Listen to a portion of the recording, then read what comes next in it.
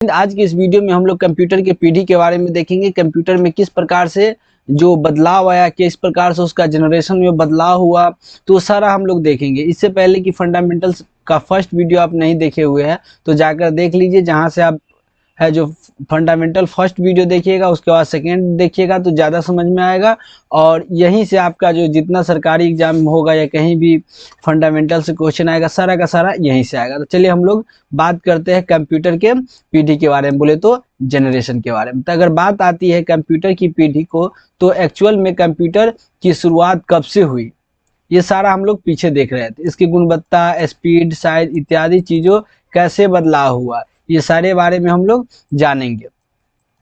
कह रहा है पढ़ना या दर्शाना ही कंप्यूटर की पीढ़ी कहलाता है। बोलते कंप्यूटर के बारे में जिस प्रकार से आया, कैसे उसमें बदलाव हुआ, उसी को कंप्यूटर के पीढ़ी का। देखिए मैं बता दूं, सभी जगह आपको कंप्यूटर जनरेशन का समय अलग अलग मिलेगा। देखिए इसका कोई निर्धारित जगह नहीं है, क्या एक अनुमानित लेकर चला हुआ है, इसी को अधिकांश जगह पे करे प्रथम पीढ़ी। तो कह रहा है जैसा कि आपने कभी कंप्यूटर विकास में, इससे पहले हम लोग कंप्यूटर के फर्स्ट वीडियो में जाके देखिए, वहाँ पे कंप्यूटर के इतिहास के बारे में देखे थे। उसी समय आया था इलेक्ट्रॉनिक डिजिटल कंप्यूटर, बोले तो इनियक आया था, जो कि जेपी एक्ट और जॉन मोचली के सहयोग से 1946 ईस्वी में बनाया गया था। देखिए आपका क्वेश्चन आएगा एग्जाम में कि इनियक कंप्यूटर कब बना, तो इनियक कंप्यूटर कब बना, तो 1946 ईस्वी में। फिर आपसे पूछेगा कि यहाँ पे इनियक कंप्यूटर का आविष्कार किसने किया, तो इनियक कंप्यूटर का आविष्कार जॉन मोचली और जेपी एक्ट मिलकर किया हुआ था। इसके अलावा यूनिवैक आया, उसके बाद इट्सेक आया। ये सारा हम लोग कंप्यूटर के इतिहास में देखे हैं, फर्स्ट वीडियो में जाके देख लीजिए। इट्सेक कंप्यूटर जनरेशन शामिल है, कह रहा है जो कि इसके बारे में भी आपने पढ़ा था। अगर मैं बात इस पीढ़ी के टाइपिंग की बता दूं तो लगभग है जो 1946 से लेकर 1956 तक चला था फर्स्ट जनरेशन। देखिए फर्स्ट जनरेशन का ये हो गया, ठीक, ये इनियक हो गया, ठीक। तो इस प्रकार से ये फर्स्ट इनियक हो गया, इट्सेक हो गया, यूनिवैक हो गया, ये सारा हो गया इस प्रकार। देखिए इसका गुणवत्ता और लक्षण क्या था, इसके बारे में क्यों इसमें बदलाव करना पड़ा। तो देखिए इसका गुण था क्या क्या, तो कह रहा है स्विचिंग डिवाइस में वैक्यूम ट्यूब का प्रयोग, इसमें वैक्यूम ट्यूब का प्रयोग किया जाता था। उसके बाद फिर कह रहा है ये बहुत ही ज्यादा नाजुक, कम विश्वसनीय और देखने में बड़ी होती थी। ये देखिए बहुत बड़ा होता था, ठीक है, नाजुक, कहीं से भी थोड़ा उसको अगर हल्का भी जो गलत से इसमें टच हो जाता था तो प्रॉब्लम आने लगता था, जिसके कारण इसमें ये है ना विश्वसनीय नहीं था। उसके बाद इसमें बहुत ज्यादा एयर कंडेंसर का प्रयोग किया जाता है। देखिए इसमें फैन सब कुछ ज्यादा ही प्रयोग किया। अब ज्यादा फैन करेगा तो वास्तविक बात है कि उस खर्चीला भी होगा, तो खर्चीला भी था ज्यादा से ज्यादा। उसका संग्राहक के लिए मैग्नेटिक ड्राम का उपयोग किया जाता था, इसे मैग्नेटिक ड्राम का भी उपयोग किया जाता था। इसकी स्पीड बहुत ही धीमी थी, बहुत ही धीमी थी, और फर्स्ट जनरेशन था तो धीरे धीरे इसमें सुधार। और इसे तो देख लीजिए ना, ये तो पता नहीं चल रहा है कि कंप्यूटर है, लग रहा है कि कंप्यूटर नहीं लग रहा है कंप्यूटर है। तो इसका बहुत ये धीमे धीमे इसकी स्पीड चला। उसका मशीनरी भाषा उसमें था, उसमें फिर प्रोग्रामिंग का उपयोग होने लगा। ये बहुत ही ज्यादा खर्चीला था। अब बताए हुए कि जब ज्यादा इसका एयर कंडीशन का उपयोग किया जाएगा, ज्यादा मशीन चलेगा, तो ज्यादा मशीन चलेगा तो ज्यादा ये खर्चीला भी होगा। फिर उसके बाद आया सेकेंड पीढ़ी। देखिए ये सेकेंड पीढ़ी का कंप्यूटर है, देख रहे हैं ना कैसा, ये यहाँ पे हो गया, ये टीवी जैसा लगा हुआ इसी में फिट है। तो कह रहा है 1956 ईस्वी से द्वितीय पीढ़ी की शुरुआत हो गया। 1906, अब देखिए पूछेगा जो एग्जाम में प्रथम पीढ़ी का कंप्यूटर कब से कब तक चला, तो 1946 से 56, और उसका 56 में आ गया फिर सेकेंड पीढ़ी का। देखिए ये सेकेंड पीढ़ी जो आ गया, सेकेंड जनरेशन। तो कह रहा है द्वितीय इसका शुरुआत हुआ। इन सारे कंप्यूटरों में ट्रांजिस्टर का प्रयोग किया जाता था, इसके वजह से कंप्यूटर में काफी बदलाव देखने को मिला। और देखिए ये इसमें बदलाव होगा ट्रांजिस्टर का उपयोग। देखिए ट्रांजिस्टर क्या होता है हम लोग देख लेते हैं।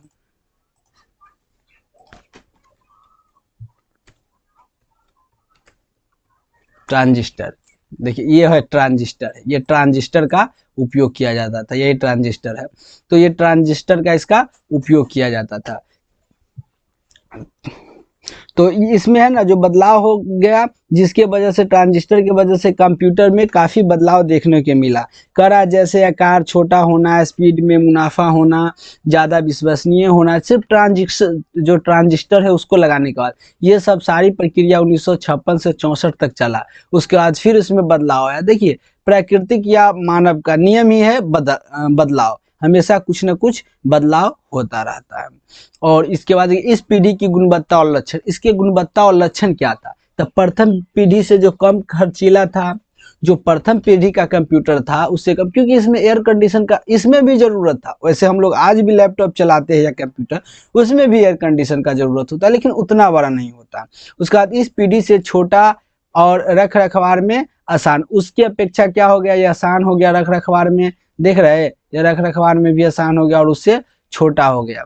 उसके बाद इसकी स्पीड काफी तेज और विश्वसनीय, और उससे स्पीड है उसकी अपेक्षा में, फर्स्ट जनरेशन की अपेक्षा में ये सेकेंड जनरेशन का स्पीड काफी तेज हो गया और काफी विश्वसनीय हो गया। वैक्यूम ट्यूब के बदले ट्रांजिस्टर का, अब बताया कि ट्रांजिस्टर अभी हम दिखाए हुए थे कि वैक्यूम ट्यूब के बदले किसका उपयोग किए करने लगे, ट्रांजिस्टर का उपयोग होने लगा। प्रथम पीढ़ी से ज्यादा मजबूत और टिकाऊ, और प्रथम पीढ़ी से ज्यादा मजबूत होने लगा, टिकाऊ होने लगा, बस विश्वसनीय होने लगा, उससे ज्यादा छोटा आकार होने लगा, रख रखाव में आसानी होने लगा और काफी ज्यादा विश्वसनीय हो गया और तेज चलने लगा। तो सेकेंड पीढ़ी। अब देखिए थर्ड, तो जो थर्ड आएगा तो फिर इससे इसमें बदलाव हो जाएगा, फर्स्ट से बदलाव करके सेकेंड में, और सेकेंड से बदलाव करके थर्ड जनरेशन।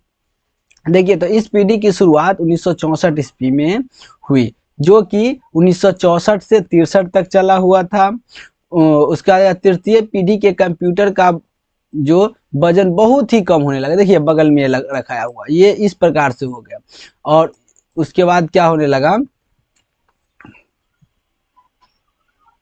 ये ऐसा हो गया, ठीक। तो उसके बाद क्या होने लगा,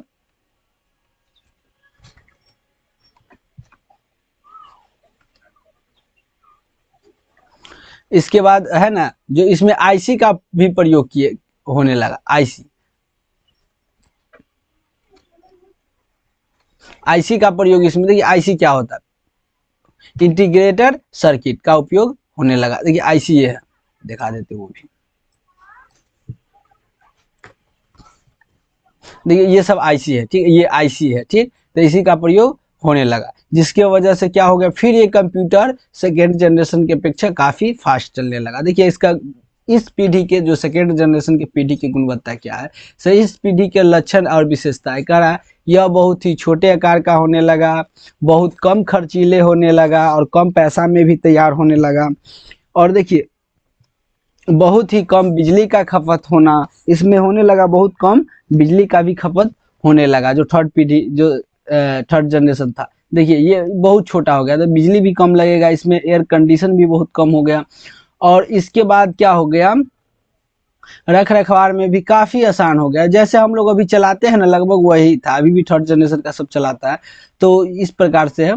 तो बिजली में भी काफी कम लगने लगा। उसके बाद क्या है, देखिए स्पीड में हो गया मुकाबले में प्रथम और द्वितीय से काफी तेज हो गया, क्योंकि इसमें क्या लग गया, आईसी लग गया। आपसे पूछ देगा कि किस जनरेशन में आईसी का उपयोग किया गया, तो थर्ड जनरेशन में। किस जनरेशन में, जो कंप्यूटर के किस जनरेशन में ट्रांजिस्टर का उपयोग किया गया, तो सेकेंड जनरेशन में। पूछेगा सबसे ज्यादा खर्चीला कौन सा जनरेशन था, तो फर्स्ट जनरेशन था। देखिए अब क्या है, थर्ड जनरेशन में हम लोग बात करते हैं, बहुत ही ज्यादा विश्वसनीय हो गया। उसके बाद क्या हुआ, सभी पीढ़ियों से ज्यादा मजबूत और तीव्र गति से चलने वाला कंप्यूटर हो गया। अब फर्स्ट हो गया, सेकेंड हो गया, उससे भी ज्यादा थर्ड। वास्तविक बात है, क्या वास्तविक बात है, तो वास्तविक बात ये है कि जितना बदलाव होता है तो कुछ न कुछ अच्छा ही होता है। उसके बाद इसमें किसका उपयोग होने लगा, आईसी का, इंटीग्रेटेड सर्किट का उपयोग होने लगा। उसके बाद आ गया फोर्थ जनरेशन, जिसको चतुर्थ जनरेशन पीढ़ी कहते हैं। देखिए इस पीढ़ी की शुरुआत सन 1973 ईस्वी से हुई थी, जो कि 1982 ईस्वी तक चला हुआ था चतुर्थ पीढ़ी। इसकी गुणवत्ता देखिए, ये बहुत ही ज्यादा, देख रहे हैं, बहुत स्मार्ट बन गया। इस पीढ़ी की गुणवत्ता और आकार में तो एकदम छोटा, बहुत ही छोटा हो गया।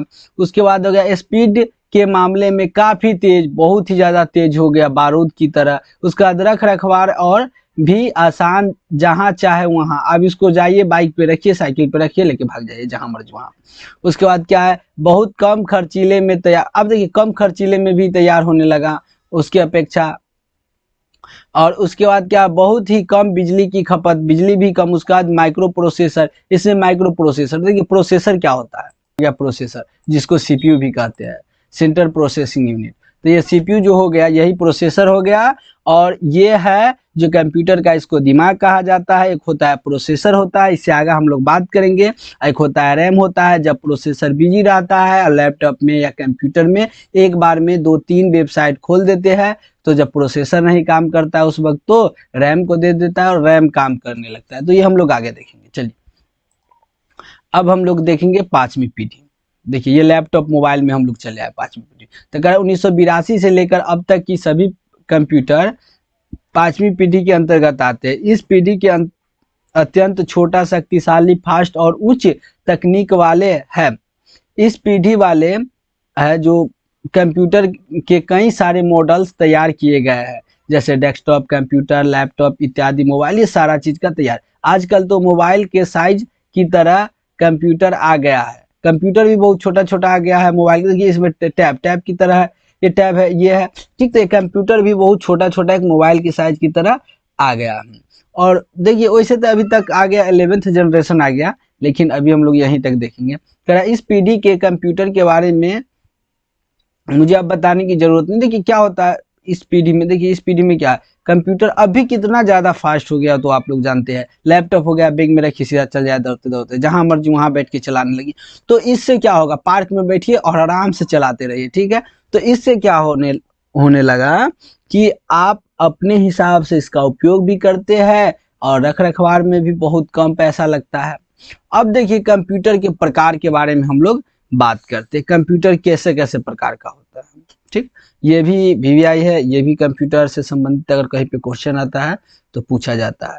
एक दो क्वेश्चन भी आता है, कंप्यूटर के पिता किसे कहा जाता है, तो चार्ल्स बेबेज के कहा जाता है। ठीक है, तो कंप्यूटर को मुख्य 3 भागों में बांटा गया है। एक आकार के आधार पे, उद्देश्य के आधार पे, अनुप्रयोग के आधार पे। तो कंप्यूटर के कितने भागों में, 3 भागों में। आकार, फिर आकार के हिसाब से है जो 4 भाग में, उद्देश्य के हिसाब से हो गया जो 2 भागों में, और अनुप्रयोग के हिसाब से 3 भागों में। देखिए आकार में पहला होगा सुपर कंप्यूटर, ये बहुत बड़ा कंप्यूटर होगा, ठीक है। आगे हम लोग बात करें। उसके बाद मिनी कंप्यूटर, उसके बाद हो गया मेन फ्रेम कंप्यूटर, उसके बाद क्या हो गया, माइक्रो कंप्यूटर, सबसे छोटा। देखिए माइक्रो से तो पता ही चलता है सबसे छोटा। उसके बाद उससे उद्देश्य के हिसाब से क्या क्या हो गया, तो उद्देश्य के हिसाब से हो गया सामान्य उद्देश्य कंप्यूटर, जनरल पर्पस कंप्यूटर। उसके बाद हो गया विशिष्ट उद्देश्य कंप्यूटर। अब देखिए अनुप्रयोग के आधार पे हो गया एनालॉग कंप्यूटर, उसका digital computer, hybrid computer, hybrid, समझ गए ना। तो हाइब्रिड कंप्यूटर देखिए ये बहुत मजेदार है, ये एग्जाम में आता रहता है। इसको आप जरूर शुरू से अंत तक देखिए और फर्स्ट वीडियो भी जाके देखिए, और इसके बाद भी वीडियो एक आएगा उसको भी देखिएगा, तब जाके इसका है जो क्वेश्चन आंसर राउंड चलेगा। तो उसके बाद जब क्वेश्चन आंसर राउंड बना लीजिएगा तो फंडामेंटल से कहीं से भी क्वेश्चन आएगा तो यहीं से आएगा 100%। अब देखिए चलते हैं सुपर कंप्यूटर के बारे में हम लोग पहले जानते हैं। सुपर कंप्यूटर क्या होता है, तो ये सबसे फास्ट और अधिक क्षमता वाला कंप्यूटर होता है। ये सुपर कंप्यूटर देखिए नाम से ही पता चलता है, सुपर कंप्यूटर ये सबसे फास्ट और अधिक क्षमता वाला होता है। इस पर एक से अधिक व्यक्ति एक बार में काम करता है। इस कंप्यूटर की साइज बहुत बड़ी होते हैं, उसका इसके वजह से इसकी कीमत भी बहुत। अब ये नहीं कीजिएगा सर जी ये तो कौन सा इसका साइज ज्यादा डबल होता है, ये फर्स्ट जनरेशन का तो नहीं है, ये फर्स्ट जनरेशन का नहीं है सुपर कंप्यूटर। इसका उपयोग कहाँ किया जाता है आगे हम लोग देखते हैं। कह रहा है सुपर कंप्यूटर का प्रयोग मुख्य मौसम की भविष्यवाणी। अब देखिए आज गूगल पे सर्च करते हैं क्या आज बारिश आने वाली है, तो गूगल आपको क्या बता देता है, आज बारिश आने वाली है, ठीक है, या नहीं आने वाली है। आज का मौसम कैसा है 10 दिन आगे के बता देता है, 10 दिन पीछे के तो बीत गया वो तो बताइए करेगा। तो इस प्रकार से अंतरिक्ष यात्री सब इसका है ना जो ज़्यादा उपयोग किया जाता है। अब देखिए कोई अगर मिसाइल अगर लॉन्चिंग करना है, तो मिसाइल यदि लॉन्चिंग करना है तो क्या होगा, पहले मौसम के बारे में पता लगाएगा, तब पता चलेगा कि मिसाइल हल्का ऊपर गया, बादल से नीचे नीचे आने लगा बारिश, तो उस दिन नहीं तो सब प्रोग्राम हो गया। और जब मिसाइल को है जो छोड़ने वाला है उस समय बारिश आ गया, पता चला सब नाश हो गया। ठीक है, तो सुपर कंप्यूटर का उपयोग करके पहले मौसम के बारे में जानकारी लगा लिया जाता है। उसके बाद प्रयोग में शोध या खोज इत्यादि बड़े कामों करने के लिए किया जाता है। सुपर कंप्यूटर है जो सभी लोगों नहीं रख सकते, सुपर कंप्यूटर है जो हर आदमी नहीं रख सकते, क्योंकि पहले बात तो ये बहुत बड़ा होता है, दूसरी बात कि यह महंगी होता है, इतना महंगा आदमी को रख, तीसरी बात ये मार्केट में उपलब्ध भी नहीं होता है आसानी से कोई ले भी नहीं सकता है। ठीक है, अब हम लोग देखते हैं विश्व के सबसे पहला, देखिए ये तो VVI है, इसको तो आप याद कर लीजिएगा। विश्व के सबसे पहला कंप्यूटर जो सुपर कंप्यूटर का नाम था क्रेफस्ट, क्या था, क्रेफस्ट, जिसको है जो 1979 ईस्वी में अमेरिका ने बनाया था। और भारत की पूछेगा, ये भी एकदम VVI बहुत ही ज्यादा, तो भारत के है जो परम, क्या है, परम, तो परम है, तो इसको कब बनाया गया, तो 1998 में बनाया गया। देखिए अमेरिका है जो ये 1979 में ही बना लिया, ठीक है, सुपर कंप्यूटर, और जो भारत है 1998 में, लेकिन बनाया तो चलिए अच्छी बात है। उसके बाद माइक्रो कंप्यूटर आ गया, यह बहुत ही, देखिए माइक्रो छोटा, तो यह बहुत आकार में बहुत ही छोटा होता है, इसलिए इसे माइक्रो कहते हैं। इस कंप्यूटर को आप टेबल पर आराम से रखकर और कहीं पे भी प्रयोग कर सकते हैं। देखिए अगर मैं स्पीड की बात करूँ तो बोले तो इसकी स्पीड अन्य कंप्यूटर जैसा होता है, मगर इस पर एक बार में एक ही व्यक्ति, जैसे लैपटॉप देखिए ना, अभी आप लैपटॉप चलाते कंप्यूटर वही सब हो गया। वर्तमान समय में माइक्रो कंप्यूटर की आकार बहुत ही छोटी हो चुकी है, जो देखने में एकदम पुस्तक की तरह, अब लैपटॉप पुस्तक की तरह, लैपटॉप वही ना है। माइक्रो कंप्यूटर का प्रयोग मुख्य व्यवसाय या चिकित्सा में किया जाता है, या स्टूडेंट पढ़ने के लिए। उसका मिनी कंप्यूटर का भी आकार में छोटा ही होता है, मगर इस पर मगर होता है जो कीमत और स्पीड माइक्रो कंप्यूटर से कहीं ज़्यादा होता है। ठीक है, इस पर कंप्यूटर पर एक समय में एक या एक से अधिक व्यक्ति कार्य कर सकता है। मिनी कंप्यूटर का प्रयोग मुख्य छोटे छोटे कंपनी में किया जाता है, और इसका उपयोग है जो कंपनी सब में किया जाता है, ताकि एक बार में एक से ज़्यादा आदमी का काम कर सके। देखिए मिनी कंप्यूटर देखते हैं हम लोग,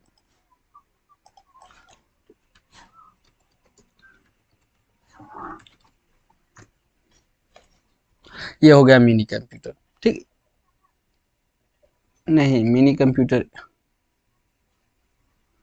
ये है, ये यहाँ है मिनी कंप्यूटर, ये है, और इसी से डेस्कटॉप से जोड़ दिया जाता है।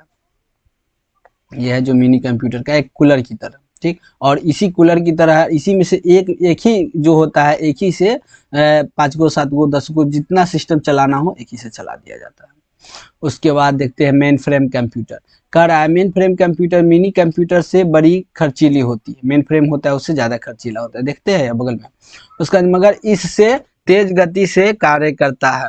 कह रहा है मेन फ्रेम कंप्यूटर का प्रयोग मुख्य सरकारी दफ्तरों, बैंक, रेलवे, प्राइवेट कंपनी, पैसों के लेन देन के लिए इत्यादि के लिए किया जाता है। किस कंप्यूटर का, मेन फ्रेम कंप्यूटर का। पूछेगा मेन फ्रेम पैसों के लेन देन के लिए किस कंप्यूटर का उपयोग किया जाता है अधिकतर, तो मेन फ्रेम कंप्यूटर का उपयोग किया जाता है। चलिए हम लोग आगे देखते हैं सामान्य उद्देश्य कंप्यूटर क्या है। तो इस तरह के कंप्यूटर का प्रयोग सामान्य उद्देश्य की पूर्ति के लिए किया जाता है, जैसे किसी तरह के डेटा को तैयार करना, प्रिंटिंग का काम करना, ये सारे हैं जो सामान्य उद्देश्य के लिए किया जाता है। देखिए जो है ना, जो माइक्रो कंप्यूटर हो गया और सामान्य उद्देश्य के लिए कंप्यूटर, ये एक दूसरे से मिला हुआ ही है। उसका विशिष्ट उद्देश्य का, इस तरह के कंप्यूटर का प्रयोग विशिष्ट उद्देश्य के लिए किया जाता है, यातायात के नियंत्रण के लिए, कृषि विज्ञान के लिए, इंजीनियरिंग के लिए, अंतर्राष्ट्रीय यात्रियों के लिए, मौसम विभाग के लिए। तो ये सब विशिष्ट हो गया, जिसके अंतर्गत सुपर कंप्यूटर सभी आ गया। उसके बाद हो गया एनालॉग कंप्यूटर। इस तरह के कंप्यूटर का उपयोग तापमान, पारा, लंबाई को मापने के लिए किया जाता है।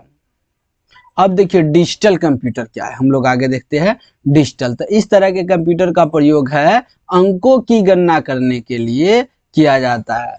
कैलकुलेटर सब देख लीजिए ना, तो कैलकुलेटर सब ये सब क्या हो गया, डिजिटल कंप्यूटर के। मैं आपको बता दूं कि आजकल आजकल के, मैं आपको बता दूं कि आजकल के जितने भी कंप्यूटर है वो सब डिजिटल कंप्यूटर में आता है। आजकल के जो जितना कंप्यूटर है वो सारा का सारा डिजिटल में आता है। ये कंप्यूटर इनपुट किए गए डेटा को, प्रोग्राम्स को 0 से 9 तक, 0 और 9 में परिवर्तन कर देता है और इलेक्ट्रॉनिक रूप में प्रयोग करते हैं और इसका रिजल्ट हमें आउटपुट के रूप में मिलता है। कह रहा है देखिए, जो इस प्रकार के कंप्यूटर का प्रयोग है मुख्य वेबसाइट वगैरह सब चलाने के लिए किया जाता है। व्यवसाय हो गया, ठीक है, घर के बजट तैयार करने के इत्यादि जगह पे किया जाता है। अब हम लोग क्या देखते हैं, हाइब्रिड देखते हैं, पता चल रहा है हाइब्रिड। इस तरह के कंप्यूटर में एनालॉग और डिजिटल कंप्यूटर दोनों के गुण सम्मिलित होते हैं। नोट में क्या है, ये कंप्यूटर दोनों का माध्यम, देखिए वैसे एक दूसरे से सभी कंप्यूटर मिला हुआ है। ठीक, अब हम लोग आगे चलते हैं और देखते हैं कंप्यूटर के भाग।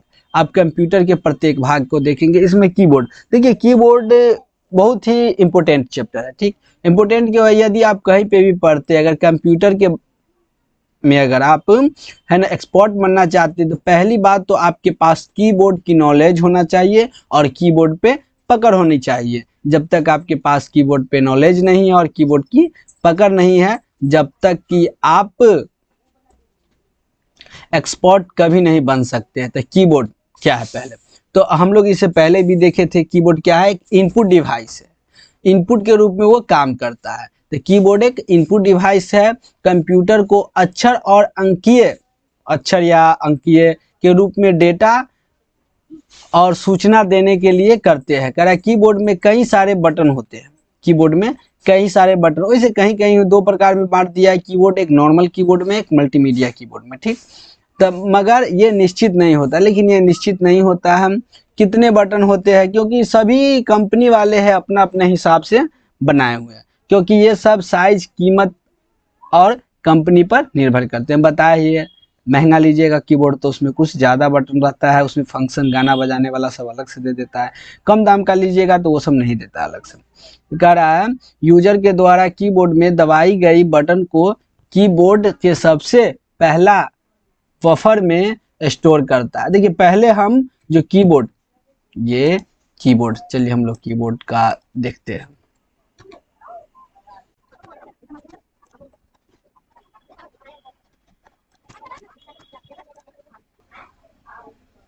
देखिए ये है, ठीक, तो यहाँ से जो है, तो कीबोर्ड में हम किसी भी टाइप करते हैं तो इसमें बफर, इसमें लगा हुआ है पन्नी के जैसा लगा हुआ, उसमें पहले ये एब्जॉर्ब होता है, लेकिन होता है इतना फास्ट में जो हम लोग उसको नहीं देख पाते, उतना समय नहीं मिल पाता है। तो देखिए, तो ये कीबोर्ड में होता है जो पहले है, जो वो बफर होता है, बफर होने के बाद किसको देता है, सीपीयू के पास भेजता है। अब सीपीयू क्या है वो तो हम लोग देखे हुए थे और फिर से देख लेते हैं। सीपीयू जिसको प्रोसेसर है तो पूरा वो कैबिनेट होता है, ये है जो सीपीयू हो गया। ठीक, तो सीपीयू के पास वो भेज देता है और उस कीबोर्ड को प्रोसेस करने के बाद है जो आउटपुट के रूप में, उसका सीपीयू है जो आउटपुट के रूप में मॉनिटर के माध्यम से या प्रोजेक्टर के माध्यम से दिखाता है। ये कि कीबोर्ड हो गया।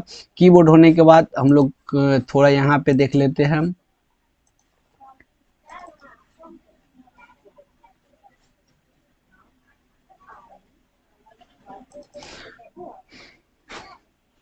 चलिए ये कीबोर्ड है, कीबोर्ड में ये है, इसको एस्केप की कहते हैं, ESC एस्केप की हो गया। उसके बाद यहाँ 0 से लेके है जो 0 से F1 से लेके F12 को इसको फंक्शन की कहते हैं। इसमें फंक्शन की संख्या कितनी होती है, 12 होती है। उसके बाद इसको बैक स्पेस किया कहा जाता है, जिससे मिटाया जाता है। अब देखिए ये है नेविगेशन की, इसको नेविगेशन की या एडिटिंग की भी कहते हैं। ये हो गया डायरेक्शन की, इसका उपयोग अधिकांश जगह पे गेम खेलने में किया जाता है, डायरेक्शन बदलने के लिए कर्सर के किया जाए। उसका ये नंबरिंग की हो गया, इसको नंबरिंग की कहते हैं।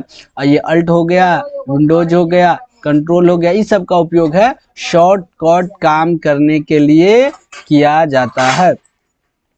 चलिए हम लोग देखते हैं वे युक्तियां जो यूजर्स के द्वारा अपने कंप्यूटर को निर्देश के लिए देता है, उस डिवाइस को ही इनपुट कहा जाता है। हम बताया इससे पहले भी इनपुट क्या होता है, जो डिवाइस को, जो प्रोसेसिंग डिवाइस के है जो सिग्नल के रूप में देता है, उसी को है जो क्या कहा जाता है, इनपुट डिवाइस कहा जाता है। युक्तियाँ यूजर के द्वारा बाद आउटपुट के रूप में उसके बाद उसका परिणाम देता है। चलिए देखिए पहले अल्फाबेटिकली, तो अल्फाबेटिकली की के अंदर अल्फा प्लस नंबरिंग दोनों अक्षर आते हैं।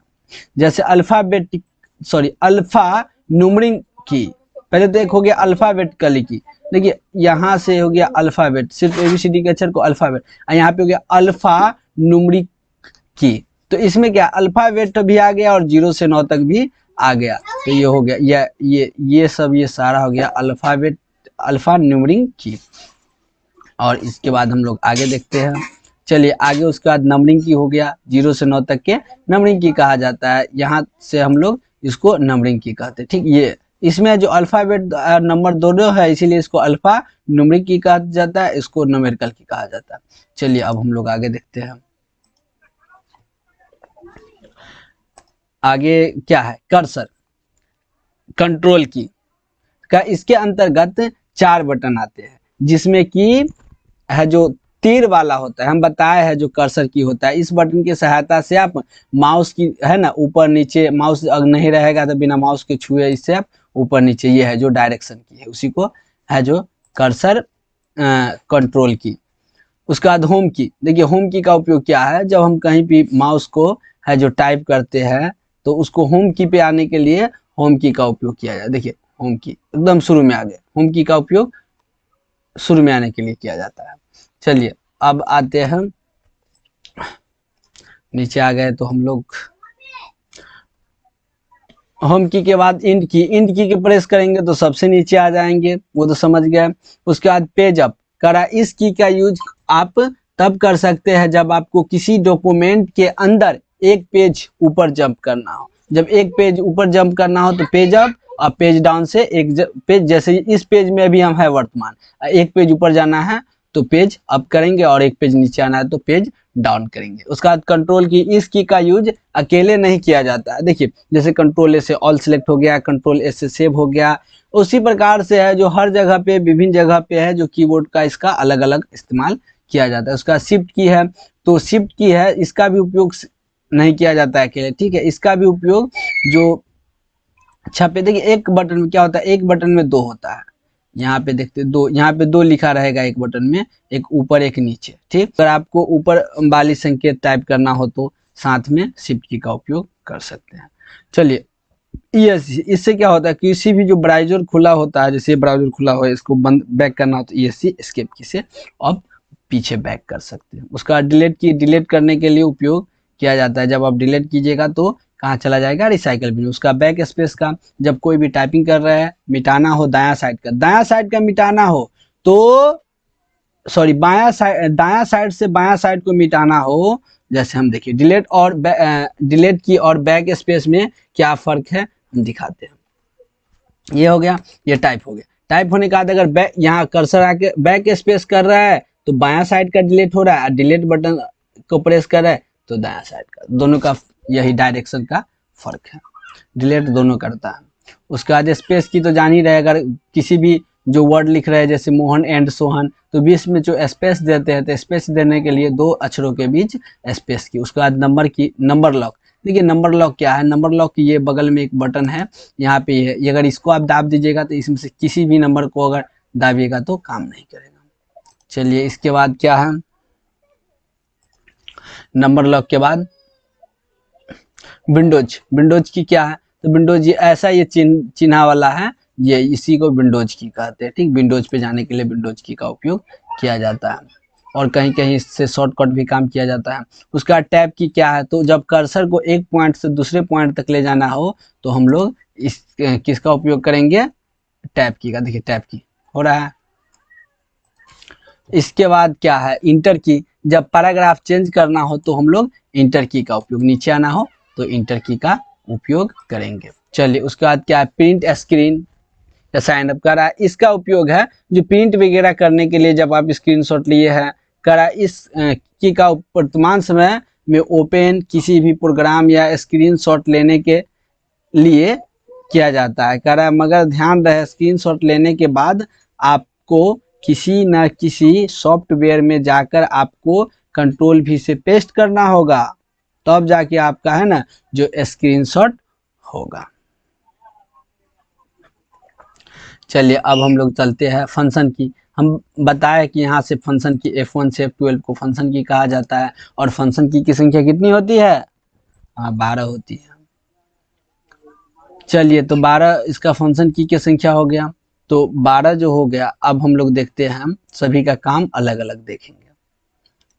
ये हो गया फंक्शन की। देखिए फंक्शन की शिफ्ट के साथ भी काम करता है, तो हर जगह पे हर तरीका से करता है, तो इसको आप लोग देखना है तो देख लीजिए। हेल्प ऑप्शन देखिए, F1 से हेल्प ऑप्शन, आप कोई भी किसी भी सॉफ्टवेयर में है, आप अगर नहीं आपको उसके बारे में कुछ मालूम है तो हेल्प ऑप्शन में जाना है, तो F1 बटन प्रेस कीजिए। F2 जब फोल्डर रीनेम करना हो तो F2 का उपयोग करेंगे। जैसे कोई भी फोल्डर हो, तो फोल्डर का अगर उपयोग करना हो तो हम लोग F2 बटन का उपयोग, जैसे ये फोल्डर है इसका रीनेम करना है तो F2 प्रेस करके उसके बाद ये F2, ये फंक्शन की भी काम कर रहा है, इसके कारण नहीं तो फंक्शन की के साथ हमको करना होगा, उसके बाद ये कर सकते हैं। चलिए अब आगे हम लोग देखते हैं।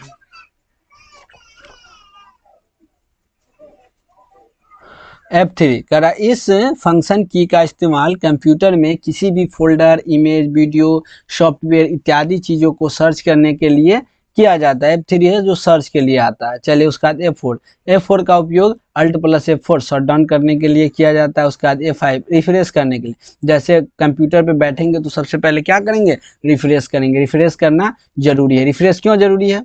अब बाय द वे आप समझ जाइए। आप अगर सोए हुए हैं या कितना भी मजबूत आदमी सोया हुआ है, ठीक, और वो सोया हुआ है, उसके पास जाके कोई आदमी अगर कस के अगर हल्ला कर देगा तो क्या होगा? उसका उस समय से माइंड डिस्टर्ब हो जाएगा और माइंड भी सही से काम नहीं करेगा। लेकिन उसी को अगर प्यार से जगाएगा तो क्या हो जाएगा? जग जाएगा। ठीक उसी प्रकार रिफ्रेश करते हैं तो प्यार से उसका जितना भी सॉफ्टवेयर रहता है उसको एक्टिव मोड में ला देते हैं, और उसके बाद काम करने लगते हैं, काम करने लगता है। अगर नहीं तो इसके बाद कितना भी महंगा आपकी लैपटॉप ले लीजिए, लेकिन वो अगर रिफ्रेश नहीं कीजिएगा तो वो 100% है जो क्या करेगा? तो वो 100% है जो हैंग करेगा। उसके बाद F6 है। देखिए डायरेक्ट जो ब्राउजर वेब पे जाना हो तो F6 बटन का उपयोग कीजिए, या एडिट करना हो तो F6 का। उसके बाद F7 का उपयोग स्पेलिंग को चेक करने के लिए, अब कहीं कहीं गलती लिखे हुए है तो उसका चेक करने के लिए F7 का। और कहीं कहीं शॉर्टकट के लिए भी अलग अलग उपयोग होता है, जो कि आप जो चैप्टर पढ़िएगा उसमें उपयोग होगा। जैसे टैली में कीजिएगा तो उस जगह पे अलग होगा, माइक्रो फोटोशॉप में अलग होगा, लेकिन नॉर्मली के लिए। उसका क्या है, अगर आपको सेव मोड में जाना हो तो विंडोज बटन के वक्त F8 प्रेस करेंगे। F8 प्रेस करेंगे तो आसानी से सेव मोड में चला जाएगा। सेव मोड में या सेव मोड से बाहर भी जाना हो तो विंडोज प्लस F मोड। देखिए क्या होता है, कभी कभी आपका लैपटॉप या कंप्यूटर सेव मोड में खुल जाता है, जिसके कारण प्रॉब्लम आने लगता है, फिर सेव मोड से उसको आप हटाइए। उसके बाद F9 इस फंक्शन का इस्तेमाल अकेले नहीं बल्कि क्या होता है, शिफ्ट अल्ट सबको साथ अलग अलग किया जाता है। उसके बाद F10 हो गया, इसका इस्तेमाल भी अकेले नहीं किया जाता है, इसका इस्तेमाल भी जो है ना, जो F10 का भी इस्तेमाल अलग अलग शिफ्ट की ये सबको साथ किया जाता है। उसके बाद ब्राउजर फुल स्क्रीन करने के लिए F11 का उपयोग किए करते हैं। अगर फुल स्क्रीन करना हो तो F11 का उपयोग करेंगे। उसके बाद क्या है, F12 इस बटन का उपयोग है जो अलग अलग रूप में होता है। अगर आपको कहीं क्रोम ब्राउजर में F12 प्रेस करेंगे तो कुछ और माइक्रोसॉफ्ट ऑफिस वर्ड, इसका देखिए इसका भी इस्तेमाल अलग अलग जगह पे अलग अलग तरीका से किया जाता है। चलिए अब हो गया माउस, जो हम लोग माउस के बारे में अगले वीडियो में इससे देखेंगे। तो आज के लिए इतना ही, फिर मिलते हैं अगले वीडियो में।